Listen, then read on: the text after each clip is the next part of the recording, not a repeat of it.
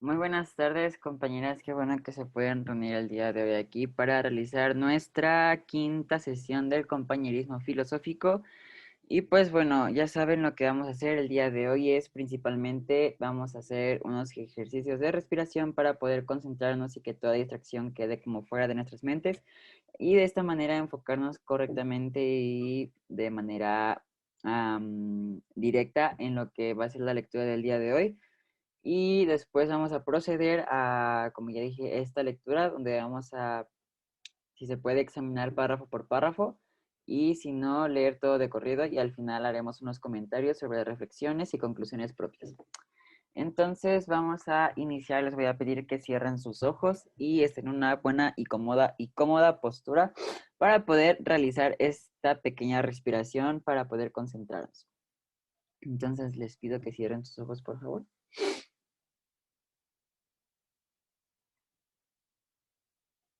Y bueno, vamos a comenzar inhalando y exhalando. Inhalen por la nariz profundamente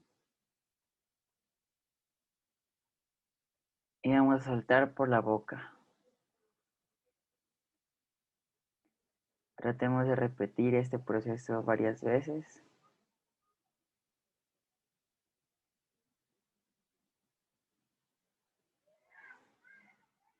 Traten de respirar profundamente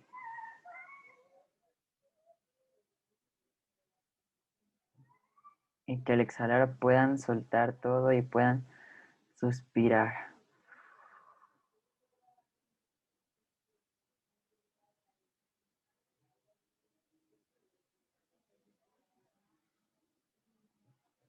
Mientras están respirando, traten de enfocarse y pensar o poner su mente en cómo es ese proceso de respiración, donde sienten más el aire en la nariz, en la garganta, en el estómago, en el pecho, donde es que sienten más esa entrada y salida del aire. Y traten de pensar, traten de sentir si hay alguna área en donde sientan alguna incomodidad, en donde sientan algo que les esté como lastimando, algo que no les haga sentir cómodos. Y poco a poco traten como de acomodarse de tal forma que esa incomodidad, de tal forma que ese malestar comience a quitarse poco a poco.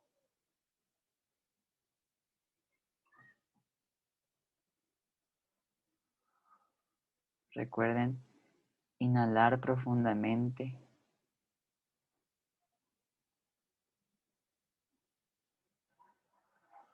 y al exhalar suelten todo el aire. De manera que si hay peso sobre sus hombros, ese comience como a desvanecerse y a quitarse poco a poco para que puedan sentirse con menos peso en los hombros o en la espalda, en los brazos.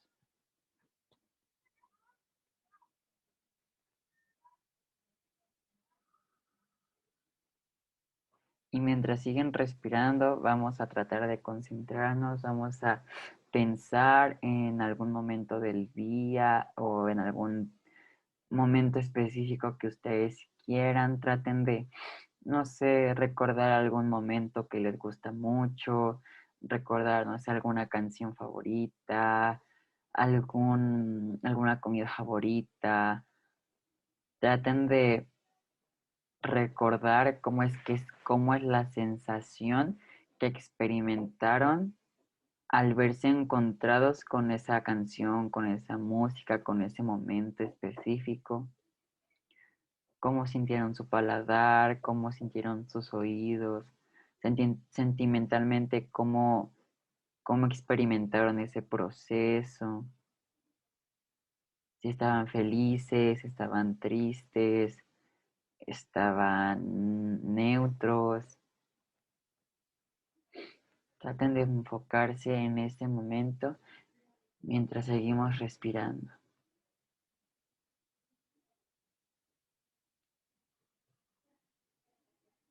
Si hay ruidos a su alrededor, traten de no enfocarse en los ruidos, de no enfocarse en los distractores, y simplemente enfoquen su atención en su respirar mientras inhalan y mientras exhalan.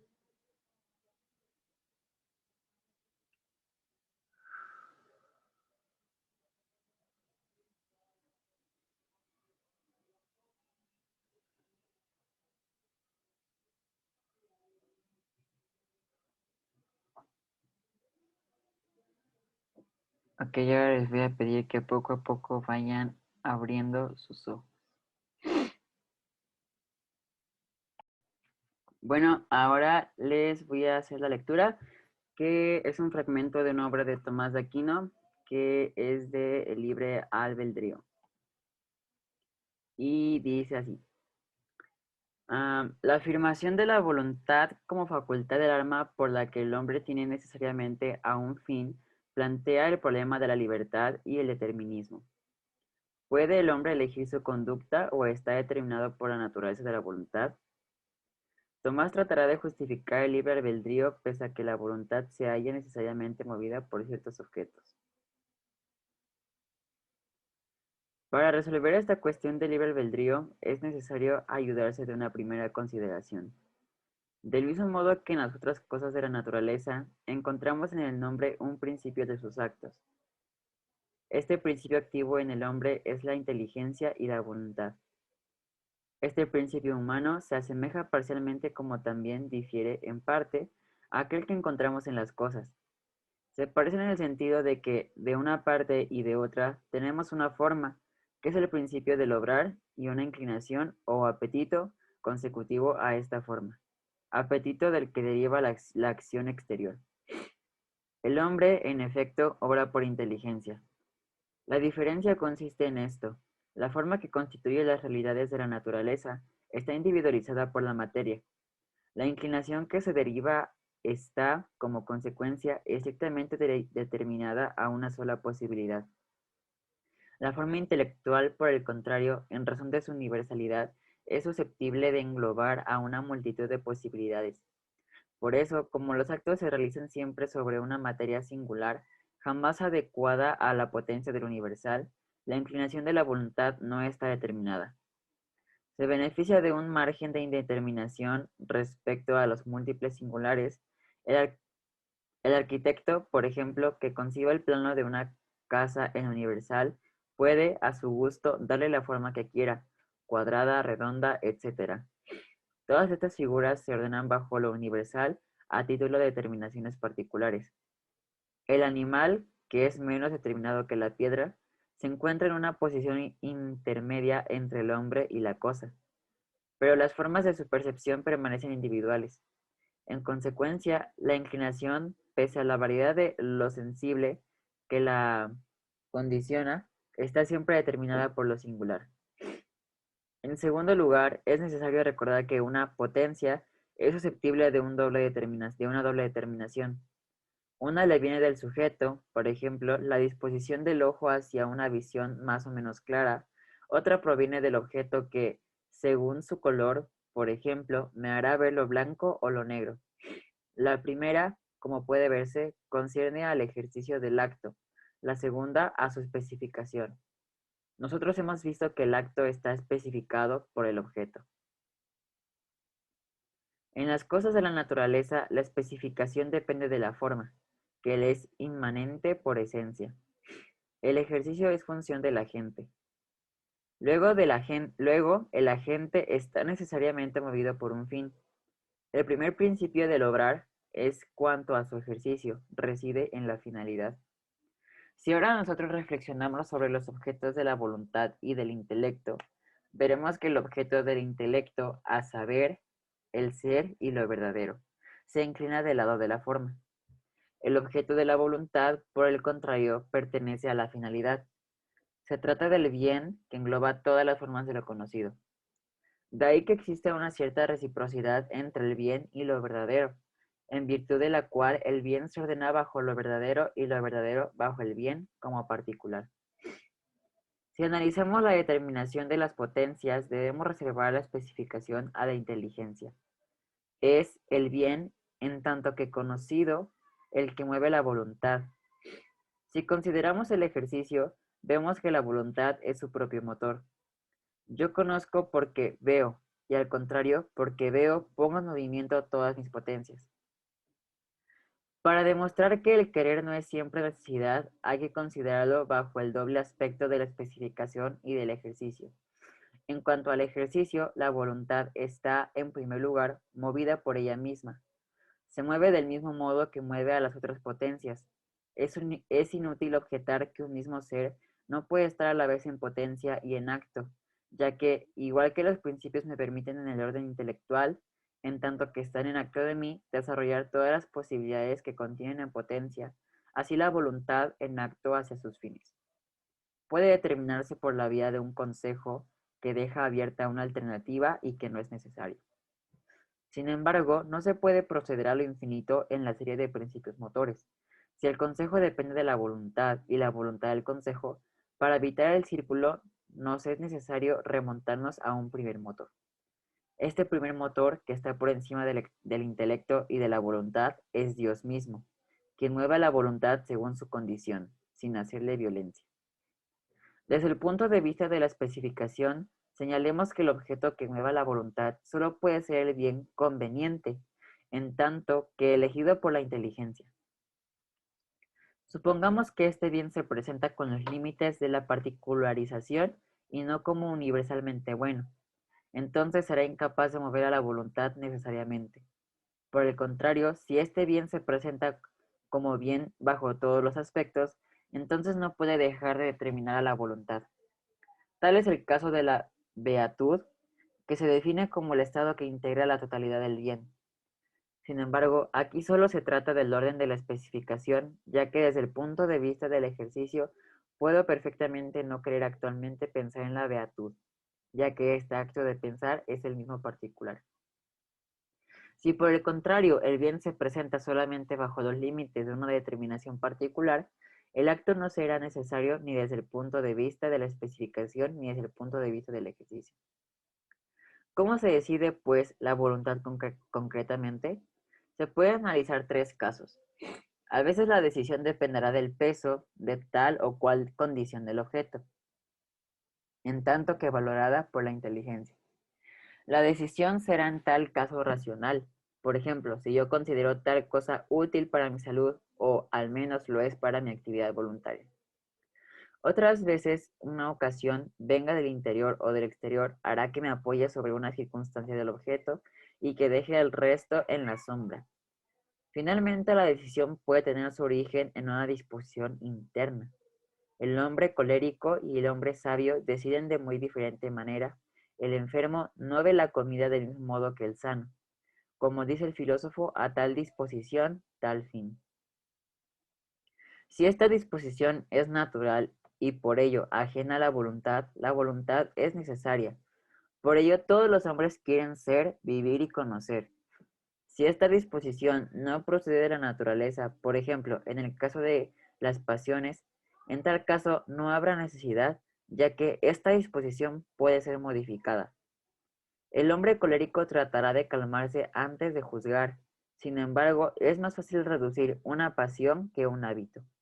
Así pues, la voluntad, en el orden de la especificación, puede estar movida necesariamente por ciertos objetos, no por todos, pero en el orden del ejercicio no es jamás necesario que lo esté.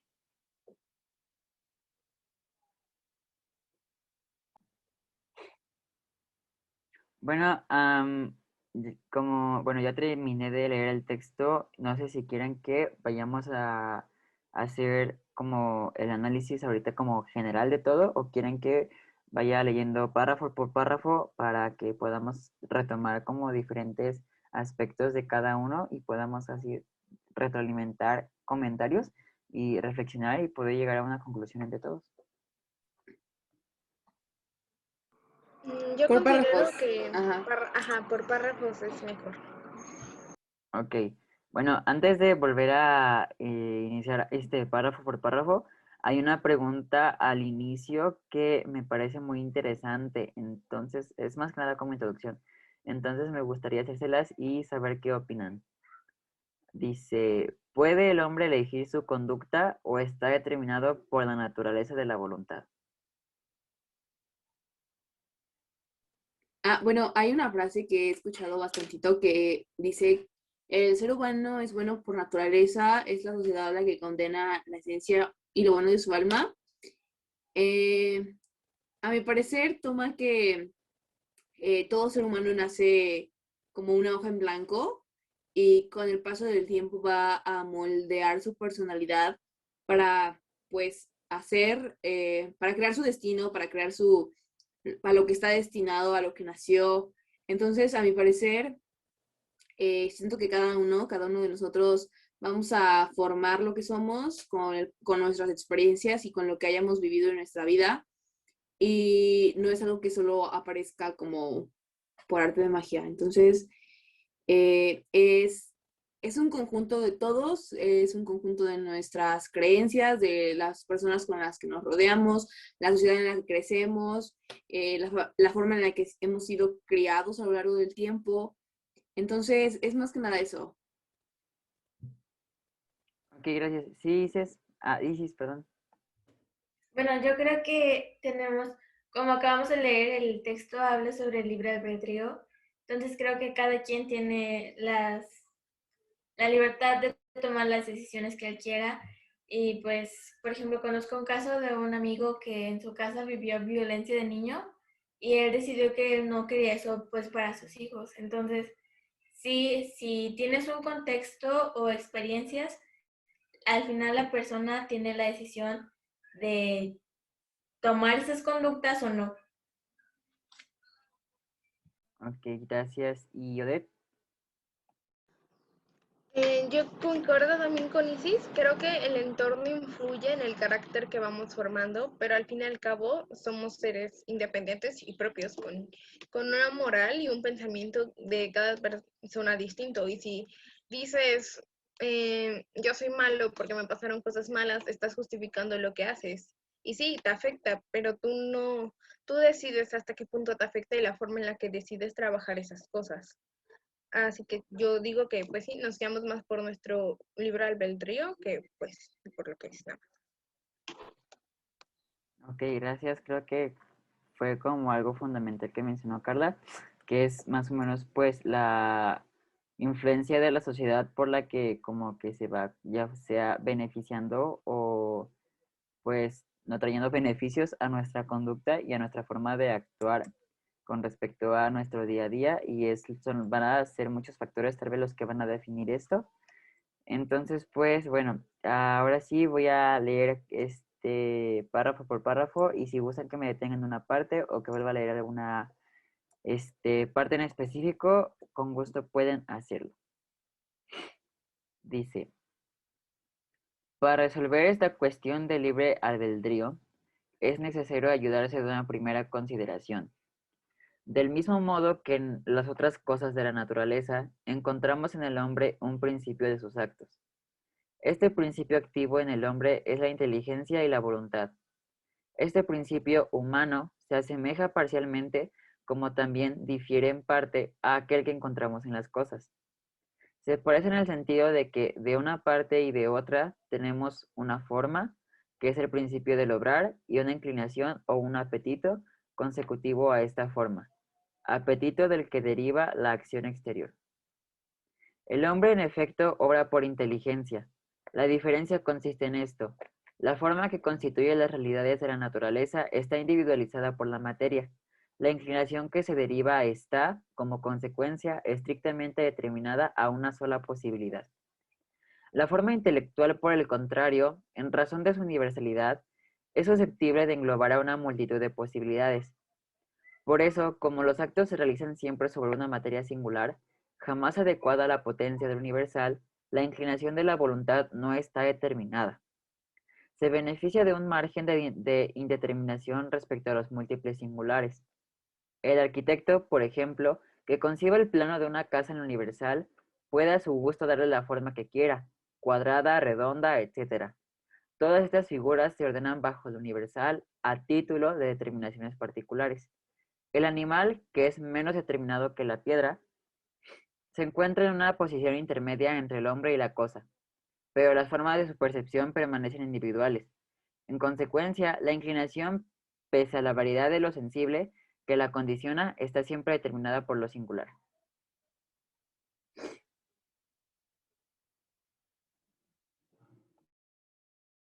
¿Alguien quiere comentar algo al respecto de este párrafo? ¿Quieren que repita una parte en específico o tienen algo que decir o quieren que continúe?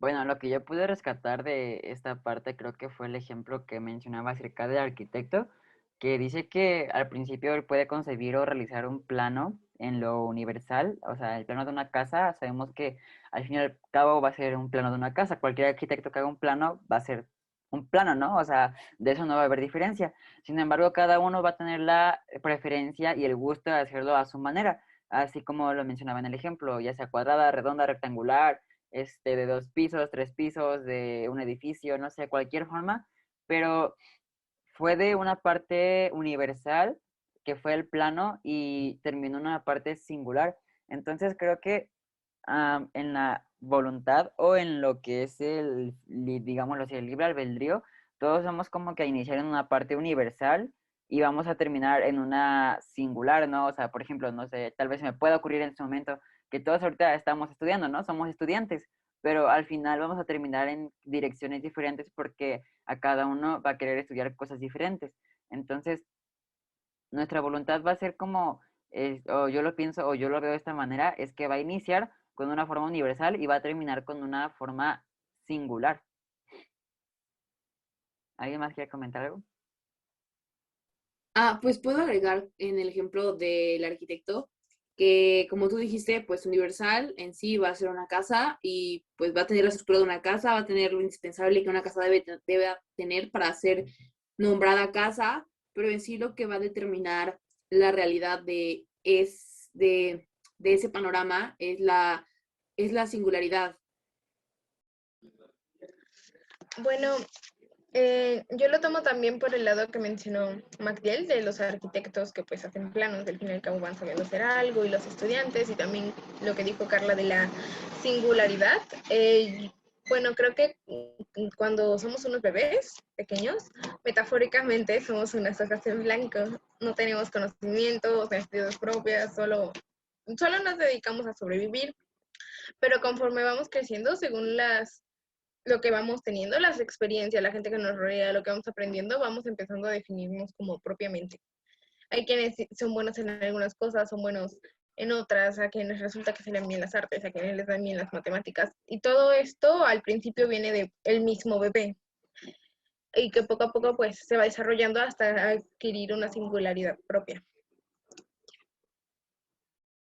Ok, gracias. Sí, sí, adelante. Bueno, yo entendí que el hombre obra por inteligencia. Entonces, al obrar por inteligencia, tiene la capacidad de razonar el cómo debe de actuar. Y como lo menciona, que una cosa está determinada como su función o su vida, en cambio a la de un animal, que está determinado pero no tanto, porque puede que tenga un comportamiento esperado, pero no debe ser igual en todos los animales o en todos los casos. Ok, muchas gracias. Si ya no hay más comentarios, ¿puedo proseguir con el siguiente párrafo? Ok. Dice, en segundo lugar, es necesario recordar que una potencia es susceptible de una doble determinación. Una le viene del sujeto, por ejemplo, la disposición del ojo hacia una visión más o menos clara. Otra proviene del objeto que, según su color, por ejemplo, me hará ver lo blanco o lo negro. La primera, como puede verse, concierne al ejercicio del acto, la segunda a su especificación. Nosotros hemos visto que el acto está especificado por el objeto. ¿Continúo?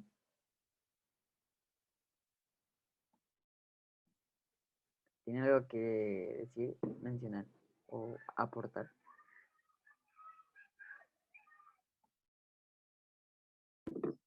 Pues ese parrafito está muy chiquito y creo que en general nos va hablando de cómo percibimos las cosas, ¿no?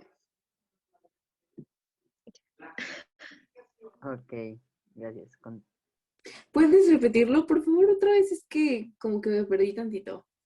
Sí, claro. Ujú. Sí. En segundo lugar, es necesario recordar que una potencia es susceptible de una doble determinación. Una le viene del sujeto, por ejemplo, la disposición del ojo hacia una visión más o menos clara.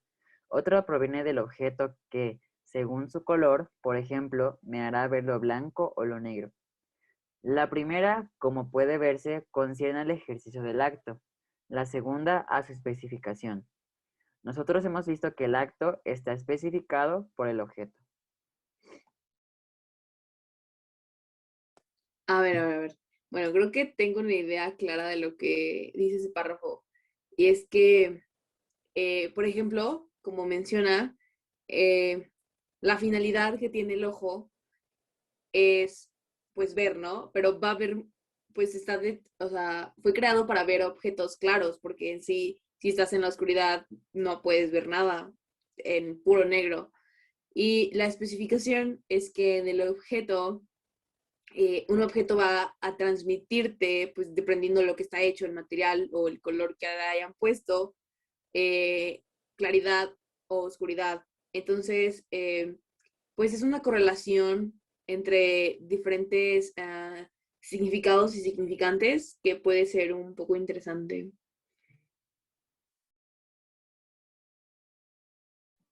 Ok, muchas gracias. ¿Puedo continuar con la lectura?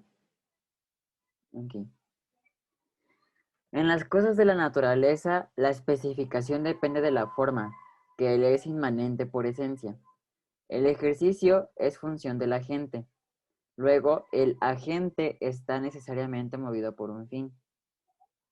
El primer principio del obrar, en cuanto a su ejercicio, reside en la finalidad. Si ahora nosotros reflexionamos sobre los objetos de la voluntad y del intelecto, veremos que el objeto del intelecto, a saber, el ser y lo verdadero, se inclina del lado de la forma.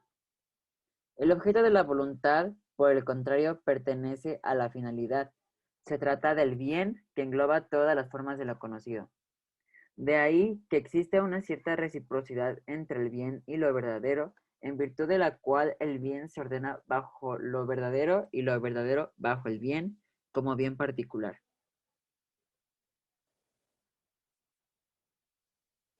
Bueno, yo, en una parte menciona como la correlación que hay entre el bien y lo verdadero y que lo bueno se guarda con lo verdadero y así de manera, pues, proporcional. Entonces, pues podemos tomar que mucha gente muchas veces toma lo bueno como la verdad y la verdad como lo bueno, cuando muchas veces puede que esté un poquito confusa la idea o sea diferente, pero en sí, más que nada eso. Yo creo que aquí también se puede poner en debate lo que realmente es lo bueno, porque creo que esto va a variar mucho según la moral que tenga cada quien. O sea, creo que lo puedes ver esto en el tema del aborto, por ejemplo, hay quienes están en contra y hay quienes están en favor, y aquí pues va a depender de lo que cada quien crea o su moral o demás. Entonces, bien o verdadero, siento que se va a definir mucho por la perspectiva que cada uno haya tenido y sus experiencias y cómo se haya informado y demás. Por lo que es complicado, aunque sí existe una correlación entre ambas. Ok, gracias. Isis, ¿querías comentar algo? Sí, bueno, solo mencionar que hay como un tipo de simbiosis o una dependencia en cuanto al bien y lo verdadero. Ok, muchas gracias. Con los siguientes párrafos voy a leer dos porque el que sigue está un poco pequeño, entonces para poder ampliar un poquito más. Si analizamos la determinación de las potencias, debemos reservar la especificación a la inteligencia. Es el bien, en tanto que conocido, el que mueve la voluntad. Si consideramos el ejercicio, vemos que la voluntad es su propio motor. Yo conozco porque veo, y al contrario, porque veo pongo en movimiento todas mis potencias. Para demostrar que el querer no es siempre necesidad, hay que considerarlo bajo el doble aspecto de la especificación y del ejercicio. En cuanto al ejercicio, la voluntad está en primer lugar, movida por ella misma. Se mueve del mismo modo que mueve a las otras potencias. Es inútil objetar que un mismo ser no puede estar a la vez en potencia y en acto, ya que, igual que los principios, me permiten en el orden intelectual, en tanto que están en acto de mí, desarrollar todas las posibilidades que contienen en potencia. Así la voluntad, en acto hacia sus fines, puede determinarse por la vía de un consejo que deja abierta una alternativa y que no es necesario. Sin embargo, no se puede proceder a lo infinito en la serie de principios motores. Si el consejo depende de la voluntad y la voluntad del consejo, para evitar el círculo nos es necesario remontarnos a un primer motor. Este primer motor que está por encima del intelecto y de la voluntad es Dios mismo, quien mueve la voluntad según su condición sin hacer la violencia. Bueno, en estos dos párrafos que acabo de leer, ¿quién gusta comentar o hacer una participación acorde a lo que se les acaba de leer?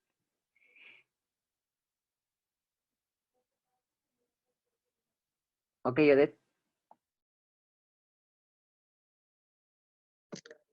Bueno, a mí lo que más me llamó la atención en este párrafo fue en la parte en la que dice que, que Dios es en sí mismo el que mueve la voluntad según su condición, pero sin hacer la violencia. Esto me llamó mucho la atención porque hace tiempo ya había escuchado que alguien había planteado como de que, ¿por qué si Dios es bueno, hace que pasen cosas malas en el mundo? Y aquí es donde se menciona lo del libre albedrío, ¿no? De que sí, o sea, Él nos puso en la tierra, nos dio un mundo, nos dio muchas cosas, pero no nos dijo qué hacer, digamos. Que son nuestras decisiones las que definen si somos buenos o malos, o las que definen lo que nos va a suceder en el futuro. Esta parte me recordó muchísimo esa reflexión. También, pues para agregar lo de la voluntad y los consejos, y que si están íntimamente relacionados y si uno va a depender del otro de manera muy, muy fuerte, ahí como dijo Ded, ya recurriríamos, no vamos a recurrir a un primer motor, recurriríamos a Dios, que va a ser como el que tenga la última palabra, el que va a mover la voluntad, y obviamente esa voluntad va a ser una voluntad pues pensada, que no va a ser, su fin no va a ser dañar, o sea, su fin no va a ser crear violencia, sino todo lo contrario. Ajá, bueno, sí, como lo dijo Carla, de que la voluntad va a abrir una brecha de posibilidades junto con los consejos que recibas, pero al final, dejando un poco de lado tu voluntad y los consejos que puedas recibir, al final quien va a regir lo que va a pasar o lo que vas a hacer va a ser Dios. Ok, está muy bien. Creo que todo esto se relaciona mucho con lo que estamos viendo, con lo que estuvimos viendo en clases y cómo es que la forma de pensar o la visualización que tenían acerca de las cosas que ocurrían era como lo comentaba una vez nuestro profesor en una clase de que por cualquier cosa, bueno, no por cualquier cosa, o bueno, digámoslo así, era de que, no, pues si no quedé en tal universidad fue porque Dios no quiso, ¿no? O cosas similares a esta, todo fue como que por voluntad de Dios y como lo estaban como mencionando, al final como que lo último que va a estar como definido, la voluntad va a ser por Dios, ¿no? Y pues como lo mencionó Carla, no va a ser como que una intención de dañar ni una intención como maleficiante, sino que es todo lo contrario, ¿no? O sea, va a ir como ir más, aquí sé que según la condición de la persona o la condición en la que se encuentre, pero no va a buscar hacer daño, no va a buscar hacer violencia y no va a buscar hacer mal. Entonces creo que hasta ahí vamos muy bien y hasta ahí vamos como que concordando en varios comentarios. Solo quería agregar a lo que estabas diciendo que me parece muy, muy, muy acertado, que es lo de la religión, nada más para agregar algo que también vimos en la clase, que fue que mucha gente va a justificar lo que hace diciendo que por su religión, pero el profe dijo que pues la religión no te va a exigir ser mala persona, entonces tampoco es como esparcir odio. Y pues se me hizo algo muy interesante y creo que lo recuerdo mucho. Entonces, Ok, gracias. Voy a continuar. Desde el punto de vista de la especificación, señalemos que el objeto que mueve a la voluntad solo puede ser el bien conveniente, en tanto que elegido por la inteligencia. Supongamos que este bien se presenta con los límites de la particularización y no como universalmente bueno. Entonces será incapaz de mover a la voluntad necesariamente. Por el contrario, si este bien se presenta como bien bajo todos los aspectos, entonces no puede dejar de determinar a la voluntad. Tal es el caso de la beatud, que se define como el estado que integra la totalidad del bien. Sin embargo, aquí solo se trata del orden de la especificación, ya que desde el punto de vista del ejercicio, puedo perfectamente no querer actualmente pensar en la beatud, ya que este acto de pensar es el mismo particular. Si por el contrario el bien se presenta solamente bajo los límites de una determinación particular, el acto no será necesario ni desde el punto de vista de la especificación ni desde el punto de vista del ejercicio.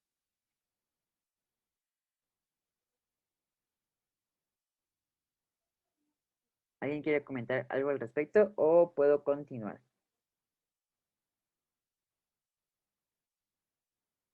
Ok, continúo. ¿Cómo se decide, pues, la voluntad concretamente? Se pueden analizar tres casos. A veces la decisión dependerá del peso de tal o cual condición del objeto, en tanto que valorada por la inteligencia. La decisión será en tal caso racional. Por ejemplo, si yo considero tal cosa útil para mi salud o al menos lo es para mi actividad voluntaria, otras veces una ocasión, venga del interior o del exterior, hará que me apoye sobre una circunstancia del objeto y que deje del resto en la sombra. Finalmente, la decisión puede tener la decisión puede tener su origen en una disposición interna. El hombre colérico y el hombre sabio deciden de muy diferente manera. El enfermo no ve la comida del mismo modo que el sano. Como dice el filósofo, a tal disposición, tal fin. Bueno, esto ya está como más, pues más claro, que nos va a decir que la voluntad, bueno, vamos a escoger, la voluntad la podemos escoger y pues, ay, perdón, es que me está pegando un leve el sol. Bueno, las decisiones van a depender de tres factores y el más importante en este va a ser el peso, perdón, el peso de las decisiones y que va a ser como la más racional, porque va a ser pues la más en la que tú más tienes que analizar y es en la que tienes que poner los pros y los contras.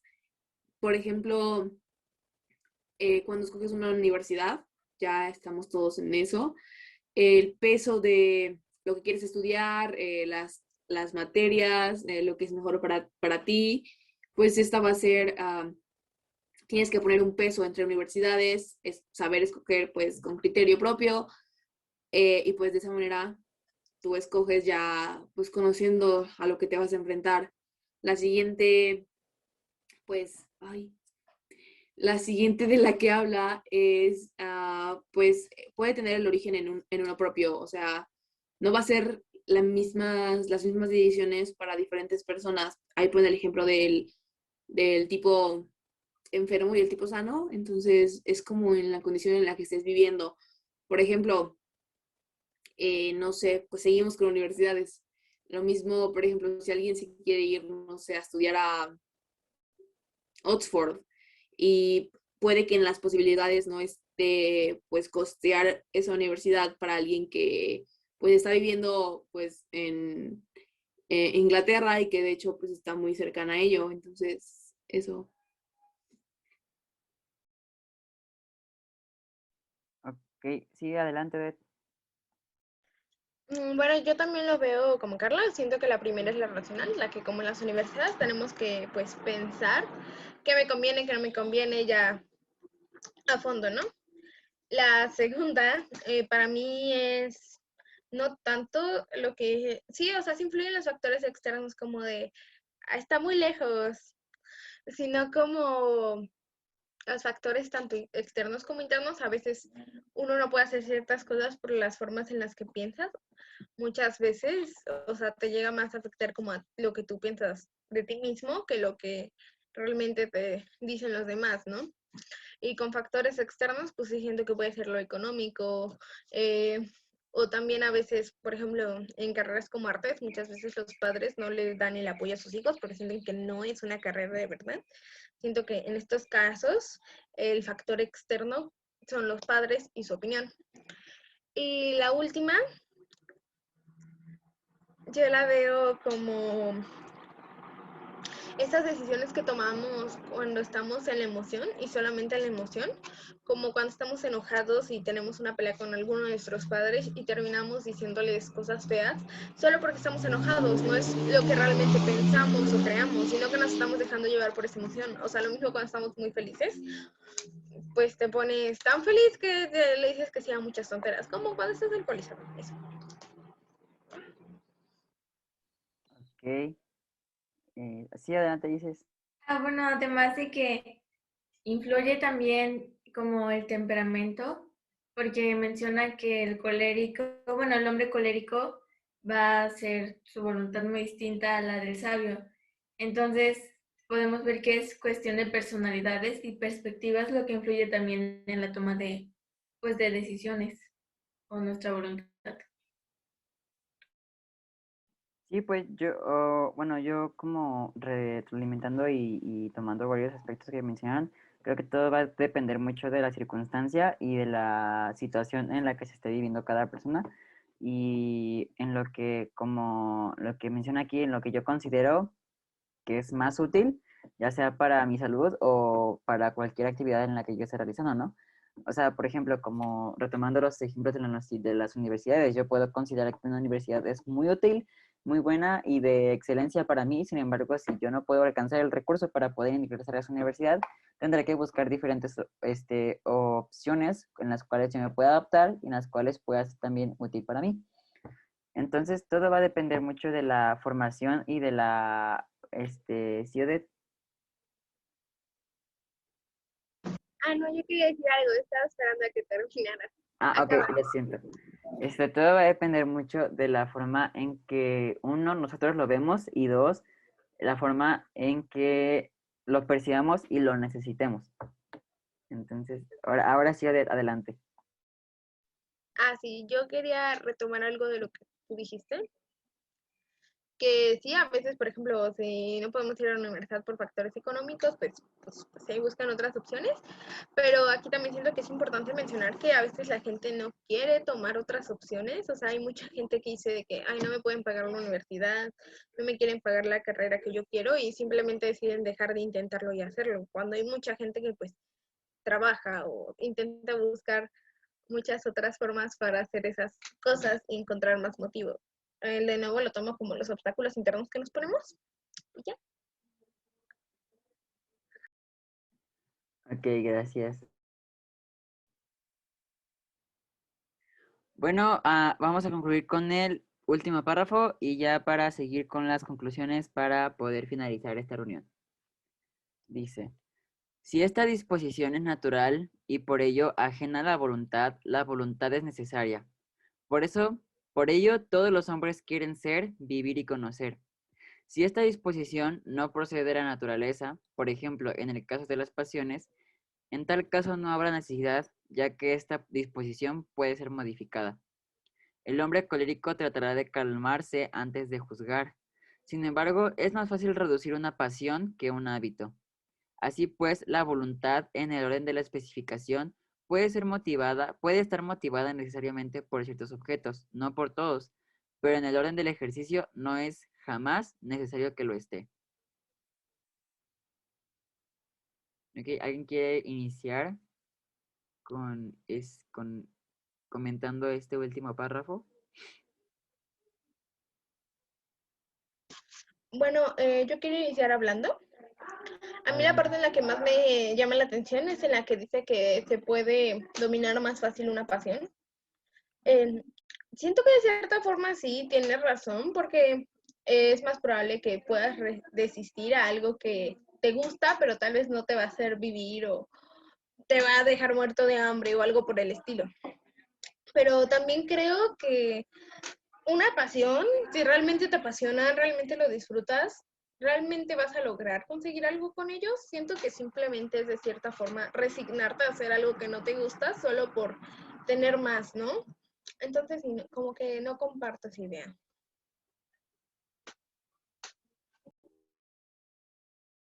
Ok, un pequeño paréntesis.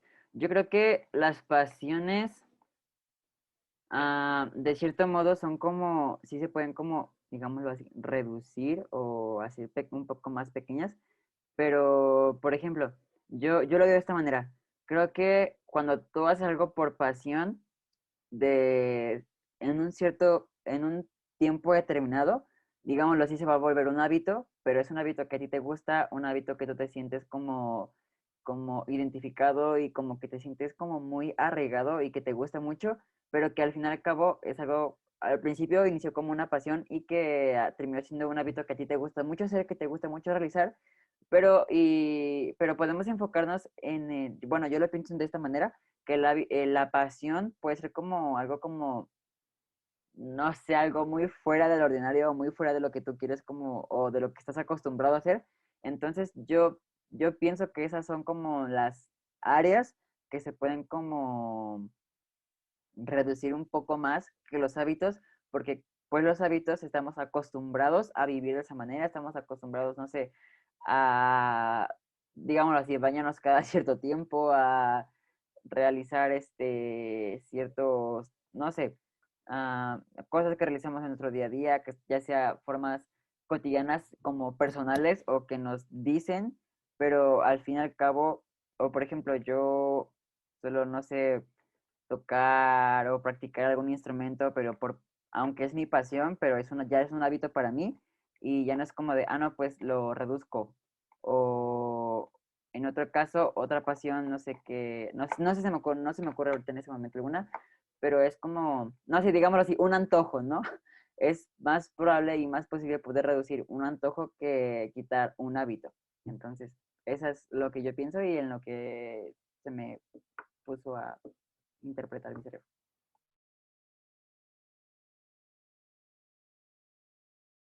¿Alguien más quiere comentar algo?